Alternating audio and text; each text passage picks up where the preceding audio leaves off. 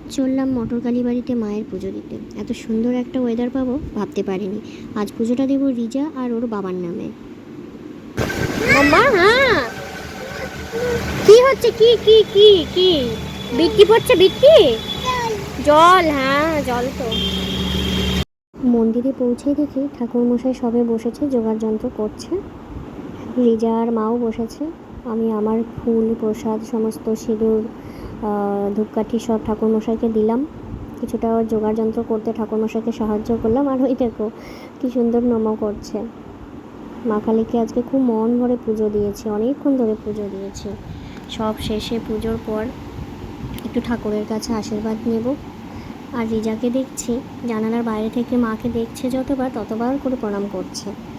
তবে একটা আনন্দের কথা বলি, আজ মায়ের পুজো দিতে গিয়ে একটা অদ্ভুত ব্যাপার হয়েছে আমাদের সাথে। গিয়ে দেখি নতুন মন্দিরে শিবলিঙ্গের স্থাপনা হয়েছে।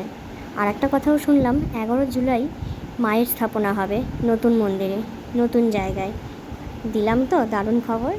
আমি নিজে আজ এতটা আনন্দিত হয়েছি যে মায়ের পুজো দিতে গিয়ে এত সুন্দর একটা খবর পেলাম, শিবলিঙ্গ স্থাপনার সাক্ষী হইলাম।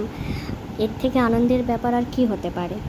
তো ভাবলাম এসছি যখন শিবলিঙ্গের দর্শন করে যাই, একটু পুজো দিয়ে যাই।